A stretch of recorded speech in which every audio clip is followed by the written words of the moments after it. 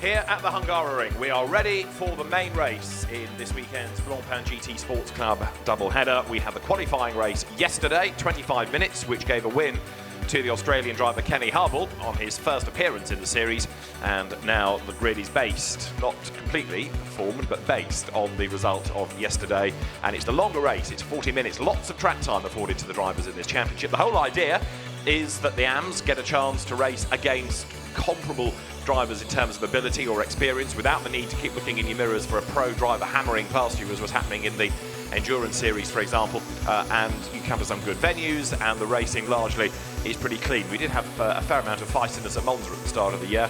The drivers have had that out of their system since, and yesterday we had a really good race-long three-way battle that went on for third place between Coach Mackenzie, Patrick Van Glebeke and Carrie Moget.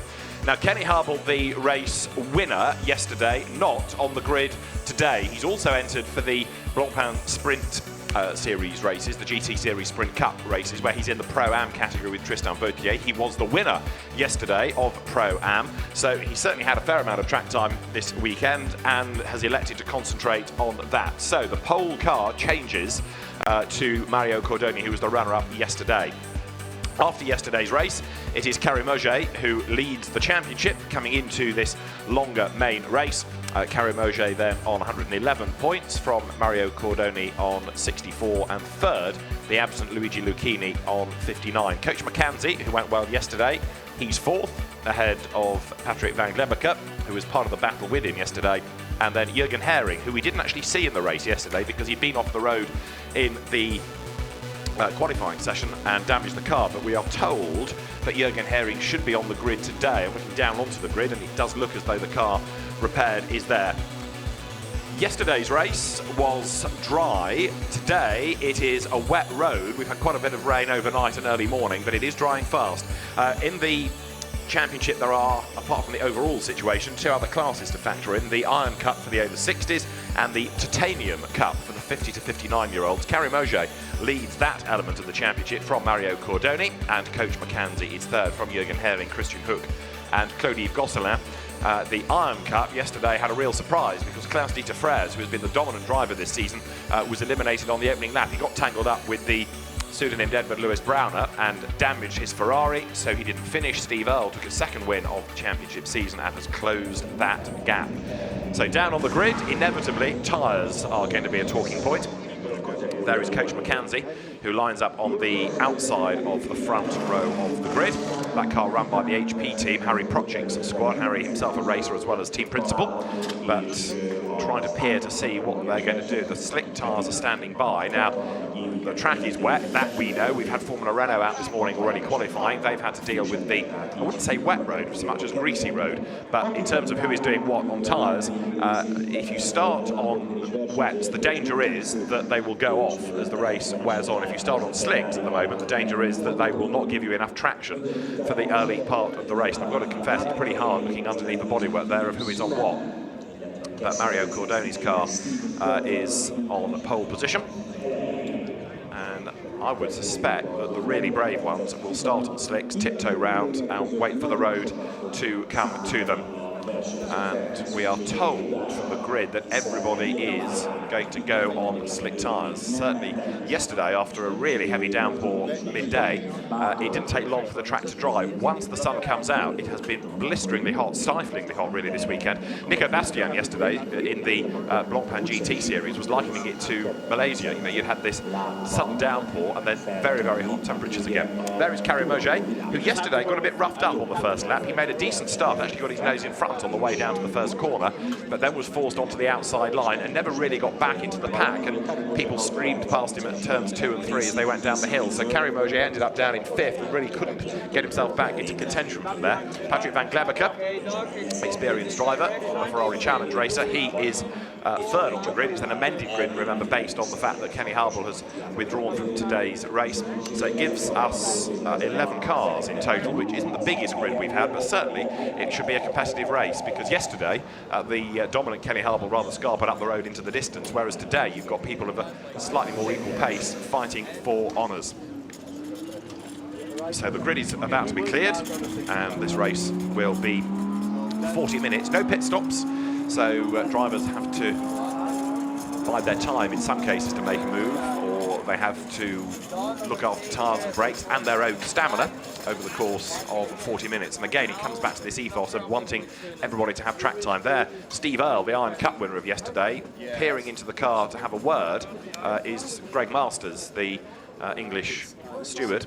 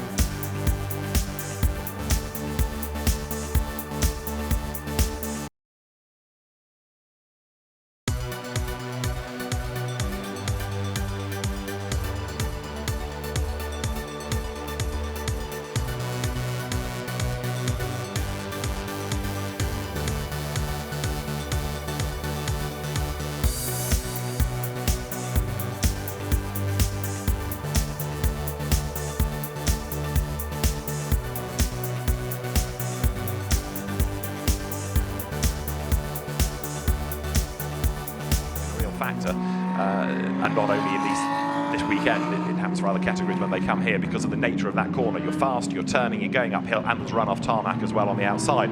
But for the sports club drivers, they've been pretty well behaved. So out of the chicane they come.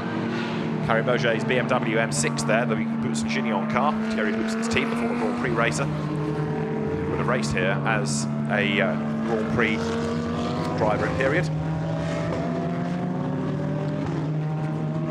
So the safety car will be in this time, and the lights will be extinguished right now coming out of turn 11, so we will be in business any moment when the cars come up through turn 13. This will have lost us about 7.5, getting on for 8 minutes, but better that than have cars flying off the road, because to make the point again, these are the lower graded drivers, the amateur drivers, the older drivers, so you're not talking about professionals necessarily here. They're experienced in many cases and good to a given level, but it is a safety decision, and we will go racing this time. Mario Cordoni's Ferrari leads the way. Coach McKenzie runs second. Patrick Van Gleverke is third in the Ferrari, and look, he's on his toes. He spent all of yesterday's race looking for a way past the pseudonym Lamborghini driver, and he tries to have a go now on the way down towards the first corner. Cordoni leads the way. Van Gleverke, look on the inside line of the Ferrari, brakes late, but he's offline. It's going to be treacherous. Can he get the car slowed down? He can. He goes through. Patrick Van Gleverke goes up into second position there. Mario Cordoni leads with 32 minutes on the clock then as they drop down the hill. There's another little group which has been rather badly delayed because Roberto Raineri, agonisingly far back by 15 seconds, so he certainly wasn't keeping pace with the traffic ahead of him, and that has rather delayed Angelique de Tavernier and Klaus-Dieter Frères and Jürgen Hering behind him. However, in the meantime, the cars tiptoe down the hill, fighting for traction. There's the leading quartet. Of course, that safety car start has really gone against Jürgen Hering, because if he was thinking about being on wets and trying to storm through and pull away, the track has been drying while he's been on wets, and he's not been racing, he's not been able to gain places, and even now, because of that big gap having opened up ahead of Raineri, he is still struggling to make much progress. There is Carrie Mauger anyway, as he comes in fourth place up towards the chicane through turns 6 and 7 now. The race leader is Mario Cordoni. In second place, it is now Patrick Van Gleverke. Looks so it's a Ferrari 1-2. The Cordoni car being run by AF Corsa. Van Gleverke's car run by AF Corsa through Spirit of Race as well. There is McKenzie, who has got Carrie Mauger up behind him now. Can the Saudi Arabian driver do anything about the Lamborghini ahead of him? They come up towards turns 8 and 9. Flick in a moment through turn 11 as well to make their run towards the stadium at the end of lap 4 with, at the moment, Louis-Philippe Cernan, the man in a bit of a hurry, but Patrick Van Gleverke and then Carrie Mauger lapping quicker in the sectors than Mario Cordoni in the lead. It won't be long before Auger gets frustrated by being stuck behind McKenzie, but we saw yesterday that he's a very good defender. Patrick Van Gleverke then, he's on the back of Mario Cordoni. Patrick's not had a win this season. Mario Cordoni has had 2 of them. Van Gleverke is sometimes pretty unlucky. He gets involved in other people's incidents, but he's had a 2nd and a 3rd this year, so the pace has been pretty decent, even if the results have not yet been as good as previous years. Up towards the line they come. It is Cordoni still leading the way. Van Gleverke straying with him, is he? Yes, he's a little bit quicker, so 0.7 of a second back. That is the margin between the 2 Ferraris. In 3rd place, it is Coach McKenzie, 4th is Carrie Mauger, and then look at the gap they've pulled over Steve Earle, running in 5th place in the 1-1-1 Ferrari. Louis-Philippe Cernan is in 6th spot. 7th is 991 Porsche of Edward Lewis Browner. Then it is Roberto Raineri's older spec Mercedes. Yesterday we had a chance to see one of each on the grid because of Kenny Harville's latest car, but now Raineri has dropped back because Angelique de Tavernier is up into 8th, up into 9th is Klaus-Dieter Frères, up into 10th is Jürgen Hering, and Roberto Raineri is a long, long way back as he comes through now. So the race leaders are at turn 4. And look, Carrie Mauger is still stuck behind Coach McKenzie. He cannot find a way by. And the trouble he's got now as well, and it will affect Van Gleverke also, is that to do any overtaking, you've got to go offline. And offline, it's wetter. There is Auger almost going for the gap on the inside, and then thinking better of it. He knew that just was not quite on, so he slots back in behind as the cars now come to the chicane. A little bit deep in, there goes Cordoni, feeling the pressure maybe now. He's having to push on, and Patrick Van Gleverke being able to judge his pace and his lines off what the leading car is doing, because it's always Cordoni that's the pioneer. He has to explore the road. He will find where it is grippy, where it is wet, but all the while the road is drying and it is getting faster. And Van Gleverke, 2/10 quicker in the first sector, means business here. He is hunting down Mario Cordoni. The AF Corsa Ferraris 1st and 2nd as Carrie Mauger thinks about the inside line against Coach McKenzie into turn 12. This is a part of the circuit where if you're good out of the previous corner and get the momentum and the run on the inside, you can think about overtaking, but it doesn't work for him on this lap as the cars now work their way into turn 13 and climb the hill once more. Karim Mauger in the BMW, Karim, an experienced driver from his days in Formula Palmer Audi, in the European Le Mans Series, the Intercontinental Le Mans Cup, and of course Blancpain Endurance Series when it first began. But a very happy home he has found in this, and now look, the BMW gets the drive out of the last corner. The gap is there on the inside line, and Karim Mauger with his foot nailed to the boards goes through on the inside up into third place. The leading gap is 0.6 of a second, but Mauger in the BMW booms through into third place now.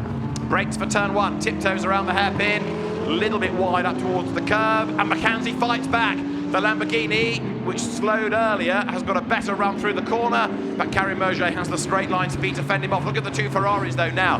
Mario Cordoni is under attack from Patrick Van Glebbeke. Karim Mauger up into third, has done the fastest lap of the race as well now. Now, intriguingly, Jürgen Hering, who is not slow, is about 6 seconds a lap adrift of the pace being offered up by the leaders. So you get the feeling that Jürgen Hering's decision on tyres was not the right one here. The leaders are currently on lap number 6, and now with Karim Mauger up into third place chasing these two, all the attention goes on to Mario Cordoni and Patrick Van Glebbeke, because they are the two race leading drivers. They are first and second. They are on lap 6. They have got 27 minutes of change on the clock as they come out of the chicane. Mauger runs third. There fourth is McKenzie. And that is Roberto Raineri coming down the pit lane, who is not having a very happy time, I'm afraid. These conditions, certainly not to his liking. Roberto Raineri is another very experienced driver, in fairness. He's raced at the Maserati one-make series. He's raced at the VW Endurance Series as well. But the older spec Mercedes comes into the pit lane. Sadness, in a sense, for Raineri also, irrespective of his problems in this race, is that there are very few older generation cars to race against, and it will be worth thinking about an extra class next year for the older cars like the Mercedes, like the BMW Z4s, to have more competition for him. Now, in the meantime, Karim Mauger's BMW looking for a way past Van Glebbeke, who spins going into turn 13. There's contact as well as Mauger goes round the outside. That rips the rear wing off Van Glebbeke's car, and that, I'm afraid, is going to be Van Glebbeke bound for the pit lane. He was defending from Mauger, he lost it, and Karim Mauger goes up into second place. Remember what I said earlier on about Van Glebbeke being a bit unlucky? Well, there's more evidence of it. Mario Cordoni, however, now is away and gone. Mauger delayed, has got to try and bring down a gap of 3 seconds. Coach McKenzie is third in the Lamborghini, and Patrick Van Glebbeke carries on, but the rear wing, look, hanging off. That is going to be a meatball flag for him. The team, no doubt, will be on the radio telling him of the problem. And he'll know as well in a moment, because the aero will be different, the car will feel strange, and I think now he's backed it off, hasn't he, going into the first corner. So Patrick Van Glebbeke, sadly, having done such a good run in the first few laps, he's going to be out of the race. He can limp to the pit lane, but he'll lose quite a chunk of time putting rear bodywork on to get around the rear wing problem. And also at the moment, Van Glebbeke does not want to be going too quickly, because with the lack of rear downforce now, that car could easily snap away. It's only a tiny little brush that it had from Karim Mauger's BMW as it went round the outside in avoidance, but enough just to take the rear wing off the car. Fastest lap of the race to one that retired yesterday, Angelique Desavernier, 2 minutes 2.936 in the dry yesterday. The fastest lap was a 1:46, so we're still quite a long way off yesterday's pace. And there will be a meatball flag, the black and orange mechanical warning flag, to Patrick Van Glebbeke this time, assuming he doesn't come into the pit lane, but the scrutineers are taking no chances about that. So if he does try and continue for another lap, he will get the meatball flag, the mechanical warning flag, at the end of the 7th lap of the race. Now, Karim Mauger, despite being delayed in avoidance, is absolutely charging. He is taking the battle to Mario Cordoni, and Karim Mauger excelling in these conditions. Then he's battled his way up from the outside of the second row. Now that's Roberto Raineri, who has got back into the race, but not for long. Never Raineri's, but it pours. And the Mercedes off the road, door up, so he's made a pit stop, he's gone back out. The problem, whatever it is, has persisted, and now Roberto Raineri tries to get going again, but might limp around and get in the way of the leaders, which nobody wants. There are the top two coming over the line. Mario Cordoni is being reeled in by Karim Mauger, who has taken nearly 3 seconds out of him on that lap. 6/10 is the margin. So Karim Mauger, as I said earlier, excelling in these conditions. There is Roberto Raineri, who has got going once more. And the older generation Mercedes SLS AMG GT3. And down now towards turn 2 comes Mario Cordoni. Karim Ogier driving an inspired race to bring down this gap, and Karim Ogier, who we've seen in the past, as the race wears on, gets better and better, faster and faster, more and more confident. He's taking the battle to the race leader. Third is still Coach McKenzie. Now this is for 4th, 5th and 6th. It's Steve Earle ahead of Edward Lewis Browner and Louis-Philippe Cernan. As down the pit lane comes Patrick Van Glebecker, bitterly disappointed, very angry no doubt. Patrick Van Glebecker will lose a lap at least, assuming he can even get back in the race, but I doubt that. So Van Glebecker's chances are gone. Whether he will go back out with repair work just to have the tractor on, we'll wait and see. Steve Earle up towards turn 4. Very experienced driver, Steve Earle, from long-distance sports car races like Blancpain and also the North American Ferrari Challenge. Comes across from the States to do his racing in Europe. Great competitor, and now he's under great pressure because he's got Edward Lewis Browner, who, like Coach McKenzie, another industrialist who runs under a pseudonym, right there behind him.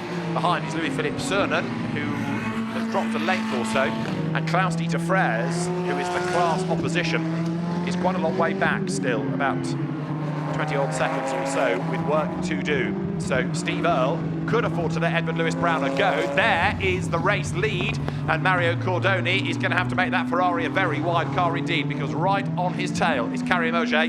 Karim has done the fastest lap of the race. Now into turn 14 he comes. The black and orange BMW, which looks perhaps more akin to a touring car than a GT car, but very definitely fits into GT3 and has had great success. Karim Ogier, a double winner this year, is about to make a move, is he? Down towards turn 1, you've got to be brave here to do this under braking. He's trying to force a mistake out of Cordoni, who goes offline, and Karim Ogier will get the undercut coming out of the corner. He's teed that up beautifully. They're side by side out of turn 1. And Karim Ogier has the line. He's got the drive, but he's on the wrong line for the next corner look, because he's on the outside line for turn 2. He tiptoes into the left-hander and he makes it stick. Great work by the new race leader. Karim Ogier goes through then. The BMW picks up the lead. Second is Cordoni. Third is McKenzie. This is 4th and 5th and 6th. Now, to go back to my point, Steve Earle could let Edward Lewis Browner go because they're in a different class from one another. Edward Lewis Browner runs in the overall situation, whereas Steve Earle is in the Iron Cup. Trouble is, the man behind them, Louis-Philippe Cernan, is also an Iron Cup driver, so by having the Porsche between the Ferraris, it gives Steve Earle this buffer, and he's loath to give that up. Out of turn 3, Ferrari sprints away from the Porsche. Edward Lewis Browner, who is another of the drivers running for Herbert Motorsports. And he comes now up towards turn 5. Drivers there you see in these conditions being very careful to keep away from the wet painted curbs, which will unsettle the car. The road is drying all the time, and up front it is Steve Earle in this little battle pack hanging on to the 4th position. Edward Lewis Browner is behind him as they come into the chicane.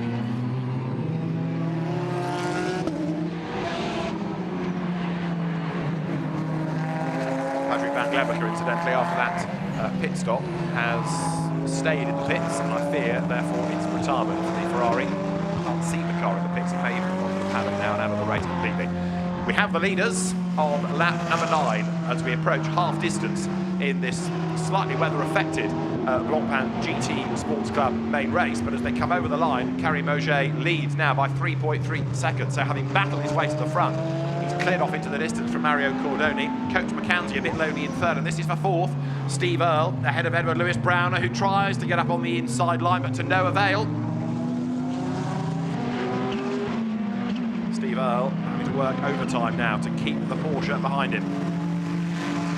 Porsche versus Ferrari, you could argue, is a proper sports car battle. Coming over the timing line then.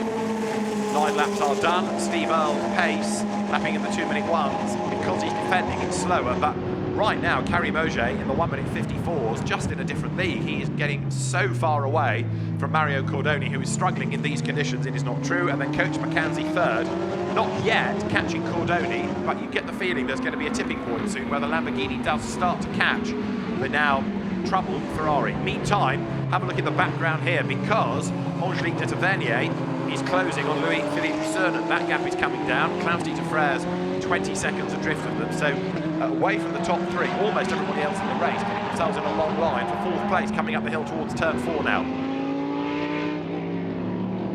Earl versus Browner, up towards turn 5. Edward has had a go on the inside of this corner. Now he tries the outside, where there might be a little bit more grip. This is brave. It might pay out for him because he's got the drive out of the corner, but no, runs out of road.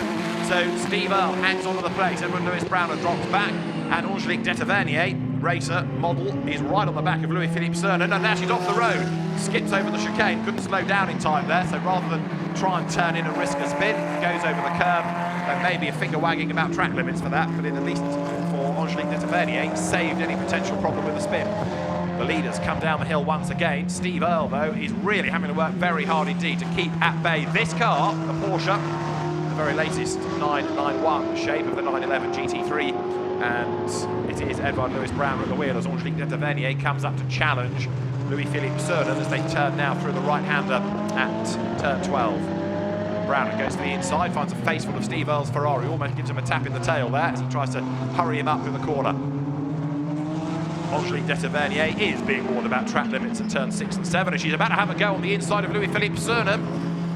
Detavernier goes through, and now into the top 6. Angelique Detavernier delayed early on by being stuck behind the troubled car of Raineri. Now, as they come over the timing line, she's into the top 6 and going after a Porsche of Edward Lewis Browner. Up front, Auger is 5.8, so call it 6 seconds ahead of Cordoni, who is 7.6 seconds ahead of McKenzie. In other words, on that lap, the Ferrari speeded up relative to the Lamborghini, but pretty much everybody, lap after lap, is getting quicker as the road dries out now. Steve Earl under attack from Edward Lewis Browner, who was in the wall yesterday, got tapped into a spin by Klaus-Dieter Frères, but recovered and got back into the race. But right now, Browner is having to attack and defend at the same time. Right there on his tail, look, is the Ferrari of Angelique Detavernier as the cars once again turn up towards the approach to the chicane. Steve Earl is looking very strong indeed as far as an Iron Cup win is concerned, because there are now 2 cars between him and Louis-Philippe Cernan. As again, Browner goes to the outside line, thinks better of it, slots in behind Steve Earl. We work lap 11 here with just under 17 minutes to go in the Blancpain GT Sports Club main race at the Hungary. Lots of bite of curb being taken by Detavernier and Cernan. There, aboard 991 Porsche, Edward Lewis Browner battles on. He's been a regular in the 24-hour series. He's raced in the Carrera Cup Deutschland as well in the past.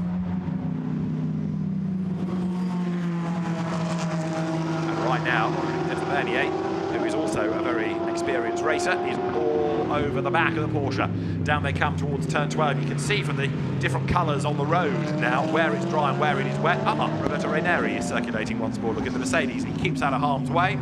Roberto clearly with a problem, irrespective of the fact that the older car never has quite the same pace as the more recent machinery, but he's doing a very good job of getting out of the way and not affecting people's races here. Up towards the timing line, we'll count this battle pack for 4th. The leaders have already gone by, with Karim Auger doing a 1:53.004 as the best lap of the race now. Mario Cordoni through in 2nd place, 3rd Coach McKenzie, and then for 4th, 5th, 6th, 7th, Earl, Browner, Detavernier and Cernan. That's the next train of cars that you can see there as they turn their way once again out of the hairpin at turn 1. Edward Lewis Browner getting ever more determined, ever more impatient to find a way past Steve Earl here. Goes to the outside coming out of turn 2, and that will set him up for the inside line going into turn 3, and he has done it, has he? Yes! And Angelique Detavernier tries to go through as well on the inside line to no avail, but finally, after lap of challenging and after so many attempts, it has worked for Edward Lewis Browner. Through he goes, and you could see the way that he was planning that then, so he got one line at turn 2, the road came to him at turn 3, and it worked. So Edward Lewis Browner is away now, building the gap over Steve Earl, who straight away is having to keep at bay Angelique Detavernier. The 2 of them on the run up towards the chicane. Louis-Philippe Cernan is next in the queue, and we've got 14 minutes of the race to go as they come now out of the chicane into turn 8. Steve Earl can't afford to give too many more places away, because then it will put him in jeopardy for his Iron Cup lead against Louis-Philippe Cernan, who in turn is not really being caught by Klaus-Dieter Frères. He just doesn't have the pace today. Karim Auger, meantime, up front, has just done the perfect lap. 3 absolute bests in the sectors. He's brought the lap times down to the 1:50s. Still about 8 seconds off what they were doing yesterday, but the road is drying all the time. Every car through every sector, pretty much, is going green or purple, meaning a personal best or an absolute best in the race, and the road gets better and better. We started with 11, 10 are still circulating with the demise of Patrick Van Gleberke, and right now Angelique de Tavernier is the one most likely to gain a place here, looking for a way to get up alongside Steve Earle on the inside line at turn 14. The two Ferraris absolutely together. There's almost a brush between them there, but Angelique de Tavernier, another of the AF Corsa drivers, tries to get up alongside the Kessel racing car. Steve Earle, more experienced driver, able to fend her off, but Angelique de Tavernier gets a really good run over the line, brakes as late as she dares, coming down now into turn 1. You've seen, however, how good a defender Steve Earle is, and he needs to put that into practice for another 13 minutes here. Now, intriguingly, Mario Cordoni has just done an absolute best in the first sector. Have we got to a point where the conditions, so much drier, are working for the Ferrari? Maybe early on in the greasy conditions it was a handful. Now that it's pretty much dry, is the car coming back to him? Let's see. There, you're looking at the battle pack that is now 5th, 6th and 7th. Steve Earle ahead of Angelique de Tavernier, ahead of Louis-Philippe Cernan. Edward Lewis Browner ahead of them. He's getting away now. De Tavernier goes to the outside line. There's often a bit more grip there. She goes to the very extremes of the road. Look how much drier it is, and almost level with Steve Earle on the outside line there, but Steve takes the line for the corner. Angelique de Tavernier has to slot in behind. Louis-Philippe Cernan is there as well, waiting possibly for this to end in tears ahead of him now. He can see it's getting ever more feisty between these two Ferraris. Through they come. The lead gap has come up again. I was about to say down on that lap, but even though Cordoni is doing personal sectors, he's still not able to do a lap time as good as Carrie Mauger. We are now getting Angelique de Tavernier with a white and black warning flag for abusing track limits at turn 7. So in her quest to get up past Steve Earle, track limit abuse is a factor, but there she makes the move successfully at turn 13 and goes through. That looked almost like an easy pass, but she dived up the inside and goes 5th. Then Angelique de Tavernier moves through, and a good move that to go into 5th position. Angelique de Tavernier up towards the timing line, and having got past Steve Earle, look, straight away starts to build that advantage. There's the leader, Carrie Mauger, 13 seconds to the good. And even though Cordoni last time did do an absolute best and then some personal bests, this lap Carrie Mauger is the absolute best through sector 1, so he's on target to build that leading gap once again.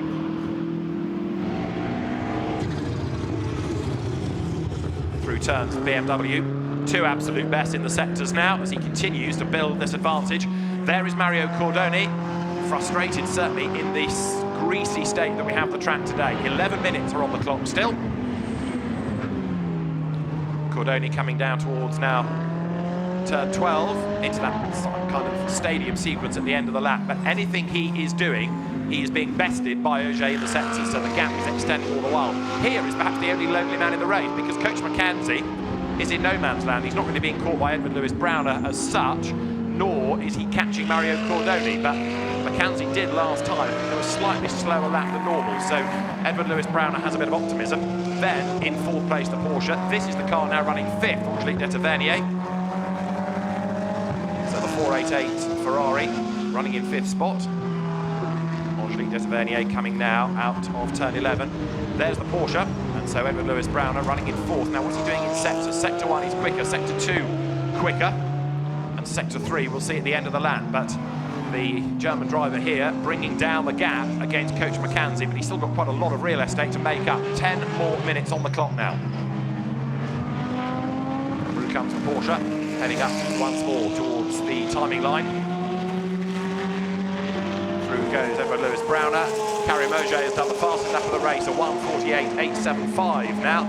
That lap by Browner was about a second and a half quicker than Coach McKenzie, but the trouble is he's got to make up 23 seconds, and that, I'm afraid, I can't see happening. Unless the Lamborghini has a problem. That's Steve Earle. Now, significantly, having lost those 2 places, Steve, and yes, I know he's thinking about Iron Cup points here, but he has faded away, but also Louis-Philippe Cernan, his class opposition, he's only 8/10 of a second back, so that margin is coming down between them. Then in 8th place in his Klaus Dieter Frères, 9th is Jürgen Hering, and still in 10th, albeit with myriad problems, is Roberto Raineri's early generation Mercedes. Edward Lewis Browner presses on, still trying to bring down that gap against Coach McKenzie. He's being chased by Angelique de Tavernier. Now, is that likely to change? The gap was 3.1 seconds, and de Tavernier about a second and a half quicker last time, so it is possible that Angelique may, having retired from yesterday's race, get fourth in the main race today.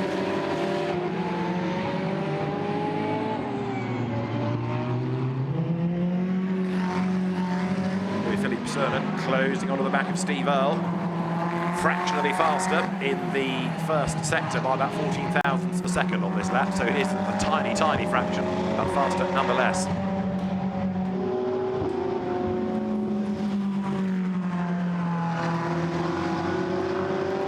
Out of turn 11 goes the Iron Cup battle.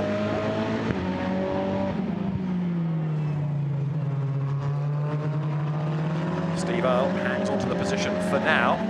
We've seen him lose a couple of spots over the last few laps. Could he lose another one and his class lead to Louis-Philippe Cernan, who's not had a victory this season? And I'm racking my brains. I think when he did have a last, if ever, Iron Cup win. Here in the meantime is Klaus-Dieter Freres, who is now being caught by Jürgen Hering. Now Hering, we were told, had started on wets, but I'm finding that hard to believe because they would have long since gone off, and yet the pace is still getting quicker and quicker, lap after lap after lap. So maybe there was a late switch on the tyre choice from the number 66 Porsche as it comes now up towards the line. Over the timing line they go. They are lapping in the 53s at the moment. Carrier Mauger lapping in the 149s last time around. It may even be that there's some lappering before the end. 7.5 minutes still to go. Porsche through, out of turn 1. You can see how much drier the road is. And the forecast for the rest of the day here is for good, bright, sunny weather. So Jürgen Hering, the car patched up after we planted the barriers in practice. Now coming onto the tail of Klaus-Dieter Freres. The sister Porsche of Edward Lewis Browner is under a very concerted attack now by Angelique Detavernier. The road getting drier and drier all the time. Still these damp patches offline as the cars come down the hill, but Angelique Detavernier right there on the tail of the Porsche. Detavernier, remember, up from the fifth row of the grid. She comes now down through turn 12, so she's made good progress in this race, and she's not done yet. Angelique Detavernier, as the race wears on and the road gets drier, almost there on the tail of the Porsche for fourth place. There, Steve Earle fending off Louis-Philippe Cernan still, with 6.5 minutes on the clock now. Detavernier to the inside of Browner. Up they come, out of turn 14. The Ferrari has the slingshot. It's going to be a dead heat over the line, but on the inside line for the next corner, down towards turn 1, it will be Angelique Detavernier. She will go through on the inside line to take fourth place. Brakes late, gets the car slowed down, turned in now, and Browner will try and get the inside line coming out of the corner, but never close enough. Great move that by Detavernier. Angelique Detavernier up now into fourth place. She's lapping about 3 seconds a lap quicker than Coach McKenzie, but it's too tall an ask, I think, for her to catch the Lamborghini, because she's got to make up the best part of 18 seconds, but she's absolutely storming on. So Angelique Detavernier, who's raced in Blancpain GT Sports Club over the last couple of seasons. She's also done occasional Blancpain GT Series Endurance Cup races, and to that the V2V, Belgian Racing Car Championship, Maserati outings, and also the 25-hour Fun Cup race around Spa. She's done a lot of miles in race cars in a relatively short period of time, but she's learnt well, as you can see, because Angelique Detavernier up into fourth and leaving the Porsche behind as the road dries and the Ferrari gets quicker. Carrier Mauger's BMW, intriguingly, has relaxed its pace, either because Karim now is just bringing it with a huge margin of 20 seconds to the end, or because the car is no longer quite as good in these conditions as it was when the road was in that really greasy state mid-race, but it's got a 20-second advantage. He's still lapping quicker than Cordoni, which makes me think that he has relaxed his pace more than anything. It's not the car going away from him, it's Carrier Mauger just now having built a commanding advantage getting it to the end. Here, in the meantime, Jürgen Hering 1/8 off Klaus-Dieter Freres. So the Porsche on the back of the Ferrari, up the curve goes Hering. Jürgen looking for a way by then as the cars head towards turn 11 now. Jürgen Hering, a VLN as well as Blancpain GT Series Endurance Cup racer, comes down now into turn 12, but there's no real opportunity on this lap to have a go against the Ferrari. So for the time being, at least, Klaus-Dieter Freres hangs on to the place.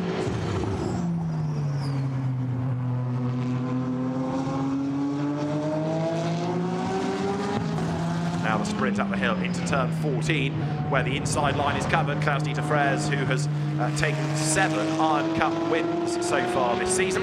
If you take qualifying and main races together, he's been very much the man to beat, but this has not been a good weekend for him.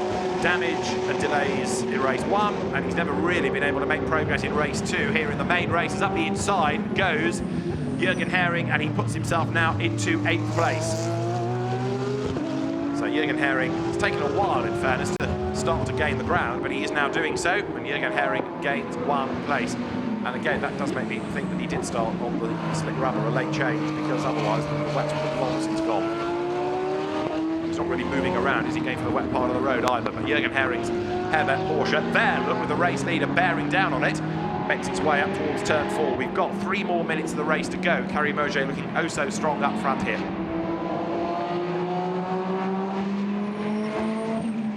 Karim Mauger, who has perhaps driven the best race of his career.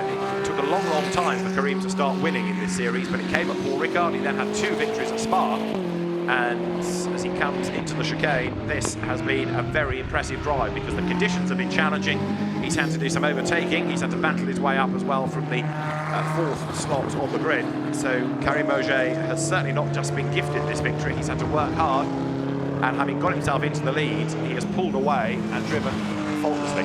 He's now got the back markers just to give him a hint of hesitation as he comes down towards turn 12. But the BMW over the brow, into the braking area, and he's absolutely annihilated the opposition in this race. Karim Mauger, very strong performance indeed, comes now into the turn 13 left-hander.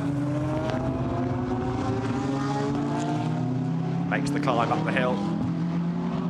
Then we'll accelerate over the timing line, on target for what is going to be win number 4 of the season, and the championship leader set to pull away yet further as he comes over the line. So 2 minutes on the clock. He's going to get 2 more laps out of this, because the last lap was a 1:48. He could back right off and still win, but he's not going to leave that to chance, I don't think, because he comes up to lap. Klaus-Dieter Frers gets through on the inside line. And so Karim Mauger then will squeeze 1 more lap out of it at the end of this in what has been a very, very impressive performance by the BMW driver. There in 2nd place is Mario Cordoni, and the gap 27.6 seconds. Although Kenny Harble, we said yesterday, rather ran away and hid, actually today it's a greater winning margin. So good is the pace of Karim Mauger's BMW.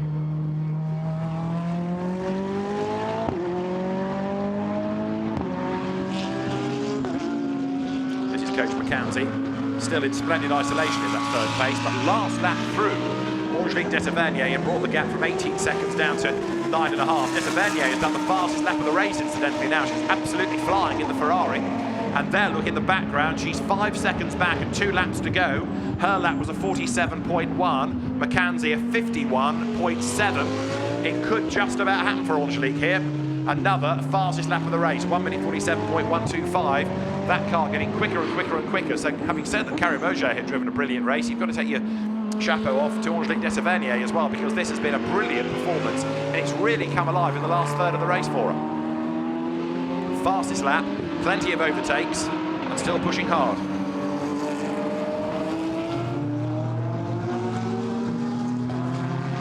Karim Mauger about to start the last lap of the race. 1.3 seconds taken out of the McKenzie gap by Detavernier in sector 1 alone, incidentally. There, onto his last lap goes Karim Mauger. There is less than a lap time left in the race. The final lap graphic confirms it. Down towards turn 1, he's put a lap on Jürgen Hering now, so he's lapped up to 7th place. Louis-Philippe Cernan running 7th. There's McKenzie. There is Angelique Detavernier behind. So she was 1.3 seconds quicker in sector 1, and he's not done yet. Coach McKenzie now realising that that 3rd place, which he kind of got into a bit of a rut with, might be in jeopardy. There's Angelique Detavernier pushing, and she's still quicker by over a second in sector 2, even though McKenzie is pushing and he's doing personal bests. The Lamborghini is powerless to stop the charge of the Ferrari. We'll see what the gap is when they come over the line, but the gap is coming down and down and down.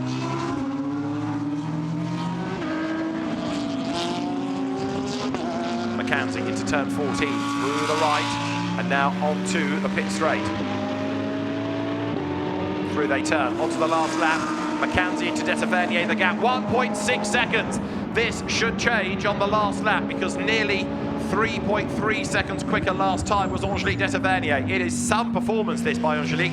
Down towards turn 1 she comes, out of the hairpin. Carrie Mauger is almost ready to take the checkered flag because he's so far up the road. A great drive by Carrie Mauger, but the only kind of downside to this is that Angelique de Tavernier has taken the fastest lap from him. Carrie Mauger comes out of turn 12, set for the race win. The BMW ahead then. In second place, it's Mario Cordoni's Ferrari that led early on, but Mario just can do nothing about Carrie Mauger here. Coach Mackenzie hanging on to third at the moment, the top 3 overall, also the top 3 Titanium Cup. Carrie Mauger is going to win at the Hungaroring. He backs the pace right off. Carrie Mauger takes the checkered flag to win the main race in the Blancpain GT Sports Club here at the Hungaroring. Second is Mario Cordoni. Now, what about third? Is it going to be Coach Mackenzie or Angelique de Tavernier? There is Mario Cordoni. He is set for second position. He's a long, long way back, as you can see. Half a second pull back by de Tavernier to Mackenzie in sector 1 with another absolute best by Angelique de Tavernier in the Ferrari that just gets quicker and quicker. She wants a 1-hour race here, but the flag is out. Mario Cordoni does take second. This is for third. 2 corners to go. Angelique de Tavernier to the inside line. Coach Mackenzie defends. It's going to be a drag race out of the last corner up to the timing line. Angelique de Tavernier has done 2 absolute bests on this last lap and now wants to try to get the run. It's not that long out of turn 14 up towards the timing line. She's not quite going to get there in time, is she? Coach Mackenzie will take third place by a 1/5 of a second from Angelique de Tavernier. And then for 5th place, Edward Lewis Browner. A great shame that Angelique de Tavernier was not on the podium, but a great drive to take 4th place. 5th, Edward Lewis Browner in the Porsche, and the Iron Cup should go the way of Steve Earle. But look, he could not be closer here either. Steve Earle has got Louis-Philippe Seunen right behind him. The 2 Ferraris squirt their way out of turn 14 up towards the line. The Kessel racing car defeats the AF Corsa Spirit of Race entry by a margin of 0.392 of a second. Jürgen Hering is 8th already home, Klaus-Dieter Frers 9th already home, and Roberto Raineri here, 3 laps down, is going to take 10th position. So, a race for different people of different fortunes, different paces, and certainly Carrie Mauger a great middle third, and Angelique de Tavernier a mighty impressive final third as she got right into contention for a podium finish. Roberto Raineri with problems. We saw him pit, we saw him stop on the track, but he comes through to take the checkered flag and be 10th as Jürgen Hering comes into the pit lane. The Porsche at the back of the grid after damage incurred earlier on in the weekend and having to miss the qualifying race yesterday, but it's good that Jürgen Hering has been on the grid. But there, Carrie Mauger, as I say, probably the best race he's ever driven. And Karim had to master the conditions, he had to do the overtaking, he had to go offline in order to do it. And having got ahead, he pulled away. And even though I said he backed off at the very end, he was still the winner by over half a minute. Great drive by Carrie Mauger. He should be very, very proud of that. And Karim illustrating why this series has been such a success, because he was one of those drivers that perhaps felt a little uncomfortable on occasions in the main Blancpain Endurance Series, as it was then called. But in this category, he is able to show just how good he is and have a very successful season. Carrie Mauger wins the main race in the Blancpain GT Sports Club from Mario Cordoni and Coach Mackenzie. Angelique de Tavernier 4th from Edward Lewis Browner, and 6th to the Iron Cup winner Steve Earle. 7th, Louis-Philippe Seunen, ahead of Jürgen Hering, with Klaus-Dieter Frers in 9th, and Roberto Raineri rounding out the 10 finishers. Patrick Van Glabacker, a retirement with damage sustained when he spun, and of course, Carrie Mauger had to take evasive action, just glanced at the back of the Ferrari, and now you get a shot of the car coming into Parc Fermé. Looks like his rear wing is slightly distorted on the left-hand side, where he would have just brushed against the Ferrari. See if we can have a look at that, because the wing end plate just slightly distorted, it looked, as he came into Parc Fermé there. A legacy of that brush with the spinning Patrick Van Glabacker. But the very, very tall Carrie Mauger unfolds himself from the car, embraces the team, and a wonderful drive that by Carrie Mauger. Very, very, very, very, very happy. And Carrie Mauger wins the main race here at the Hungaroring. helmet will come off in a moment. There he shows the damage to the rear wing where he just glanced Patrick van Glebbeke, but it didn't slow him down, and he did it because the lap times were still good. And he is a very happy man, as you can see. So Karim Auger victorious. Mario Cordoni taking second place. And he wanders over to talk to the AF Corsa team. I hesitate because an enormous clap of thunder has just been heard. The forecast is for a nice sunny day, but it might not be going that way. Mario Cordoni, helmet off. Top job for second place, but he'll be a bit frustrated that the pace couldn't bring him any closer to Karim Auger. He's all smiles because it's been a good result nonetheless, but I think he was expecting more out of the main race here at the Hungaroring for the Blancpain GT Sports Club. It's a race won by Karim Auger. Congratulations, you must be absolutely delighted. I bet it was the race you really wanted to win. It was absolutely fantastic, to be honest. It was a good way to pull through. I had a really good time, and the track started to come to me slowly but surely, but it was great. Once I passed Cordoni and I left, it was just demonstrating to everybody how good that car is, so I'm really happy. You excelled. And what does it feel like driving the BMW on Hungaroring? It's great. It's a little tough from time to time. I mean, there's a couple of patches that are good and the other ones that are not, but hey, listen, you do the best you can with the car, so good. Congratulations. Thanks. Well done to Karim Auger, an excellent result, and he will now make his way up onto the podium. You like that? Great. And excellent drive, really was, on a wheel out of line, apart from that one moment of having to take evasive action to avoid a rotating Patrick van Glebbeke. Coach McKenzie making his way up towards the podium. Steve Earle, Iron Cup winner. And there, the cars sitting in Parc Fermé. So the track will go live again very shortly for the next race. It's a real sports car, GT car fans' dream weekend, this, because you've got the Sports Club, you've got the GT4 cars and GT3 running in the European Championship, the Blancpain GT Series Sprint Cup.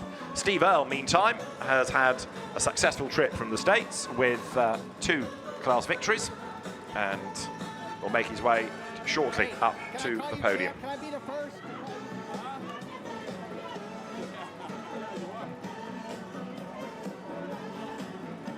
Drivers make their way through the garage, up the steps to the podium, where the ceremony will get underway shortly. Let's have a look at the highlights, though, of that race. It was a safety car start, and when the race did get underway, Mario Cordoni led the way from Patrick van Glebbeke, who at one point looked as though he might be on for a race win because he was bringing down the gap, and then he had that little spin and it all unravelled. Steve Earle was busy defending from Edward Lewis Browner, and Angelique Detavernier putting in this great performance in that final third of the race, getting up past Louis-Philippe Cernan. Edward Lewis Browner made the move against Steve Earle, and Angelique Detavernier tried to find a way by as well. That Ferrari getting quicker and quicker and quicker as the race wore on. She eventually did get past Steve Earle and was so close to making that move against Coach McKenzie right at the very end. For Karim Auger, though, just a perfect drive. And although there's that little brush with the spinning Van Glebbeke, a tiny bit of damage, he was the winner still by over half a minute at the end of the main race in the Blancpain GT Sports Club. For third place, it was Coach McKenzie just fending off Angelique Detavernier as the cars came over the line. Karim Auger, winner for the 4th time this season in the Blancpain GT Sports Club, as there is the Iron Cup podium with Steve Earle, the category winner.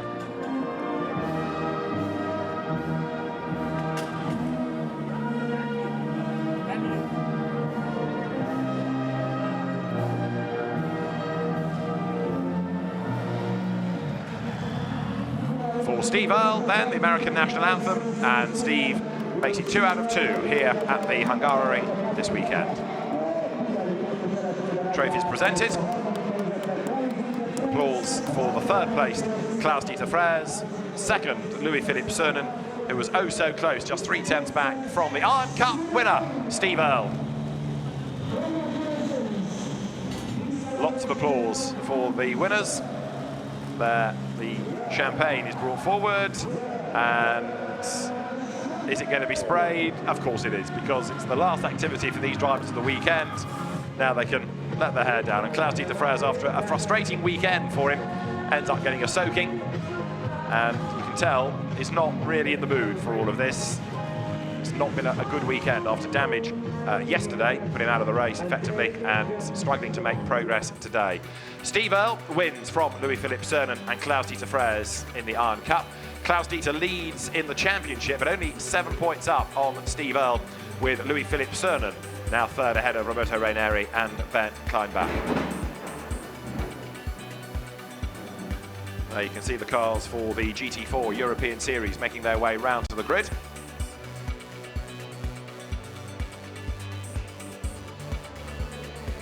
We will move to the overall podium, which is also the Titanium Cup podium next for the Blancpain GT Sports Club drivers.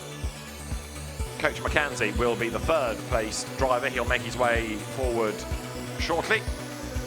Coach Mackenzie comes onto the podium in the Project Team Lamborghini driver, joined by Mario Cordoni, who says well done to his Lamborghini rival. But for the top step of the podium, it is Karim Auger who wins the Titanium Cup and is the overall winner here at the Hungaroring.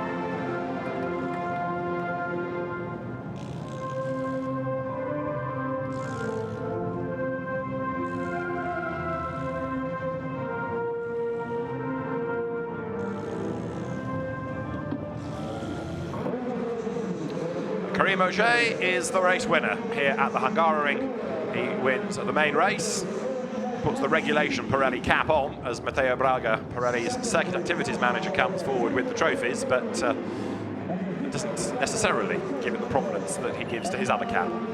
Karim Auger, however, gets everybody to huddle together for photographs, as he will get the overall trophy as well as the Titanium Cup trophy. So, a bit of juggling for Coach Mackenzie here.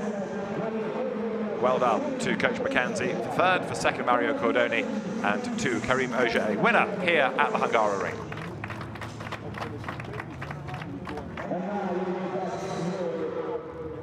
So now champagne is brought forward, and the drivers will celebrate as only they can. Karim Auger is absolutely over the moon with that victory. He heads after the SRO officials to go and drench anybody he can find as he celebrates success here at the Hungaroring.